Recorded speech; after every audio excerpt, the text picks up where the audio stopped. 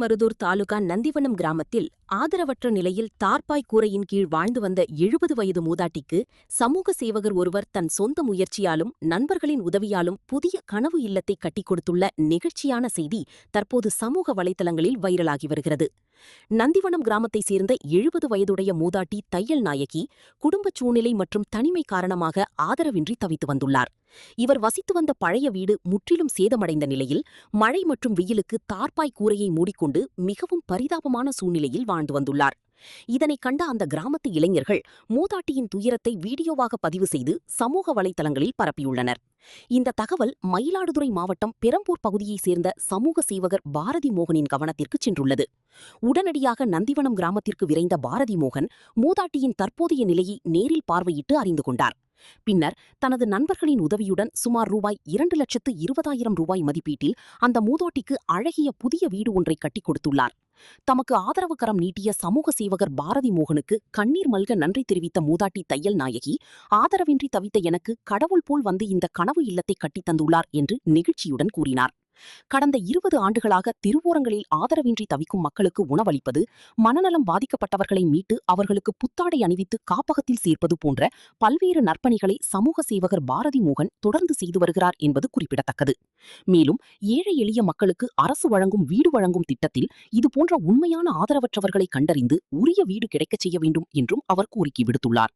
தற்பொழுது ஆதரவற்ற மூதாட்டியின் வாழ்க்கையில் ஒளியேற்றிய சமூக சேவகர் பாரதி மோகனுக்கு அப்பகுதி மக்களும் சமூக ஆர்வலர்களும் தங்களின் மனமார்ந்த பாராட்டுகளையும் வாழ்த்துக்களையும் தெரிவித்து வருகின்றனர்.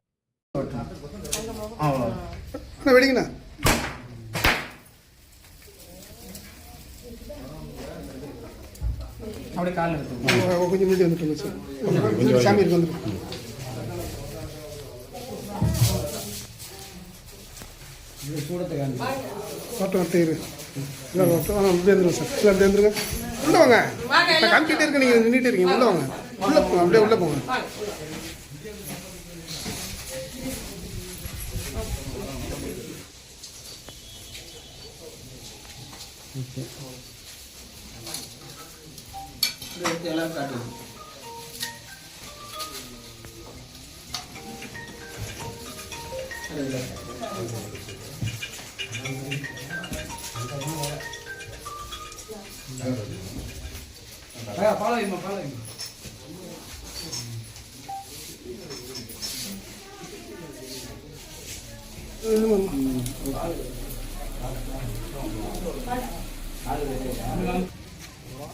வாங்கண்ணா வாங்கண்ணா.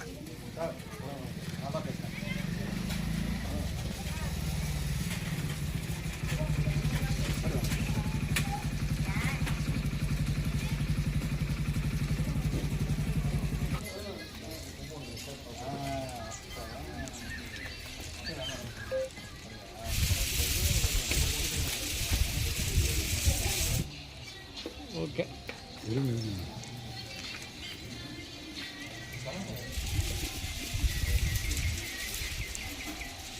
தஞ்சாவூர் மாவட்டம் திருவிடைமருதூர் தாலுகா நந்திவனம் கிராமத்தில் தையல் நாயகி வயதான ஒரு அம்மாவுக்கு வந்து ஒரு வீடு கட்டி இன்றைக்கி முடித்து அவங்க கையில் இன்றைக்கி ஒப்படைச்சிருக்கிறோம். இவங்க வந்துட்டு உள்கிராமத்தில் அன்றாட ஒரு விவசாய வேலைக்கு போயிட்டு அதில் வர வருமானத்தை வச்சு தான் இவங்க வந்து அந்த வீட்டில் அவங்க குடும்பத்தை ரன் பண்ணுறாங்க. அவங்களுக்கு ஒரு பொண்ணு இருக்காங்க.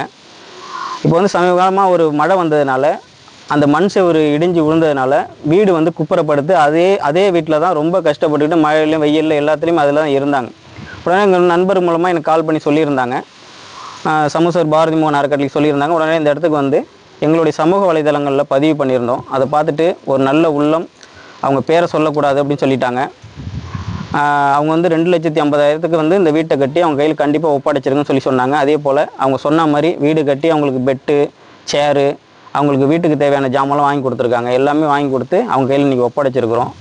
இது போல் வந்து பார்த்திங்கன்னா தமிழ்நாடு முழுவதும் ஒவ்வொரு உள்கிராமத்தில் ரொம்ப வறுமையில் வீடு கட்ட முடியாமல் ரொம்பவும் கஷ்டப்படுறாங்க.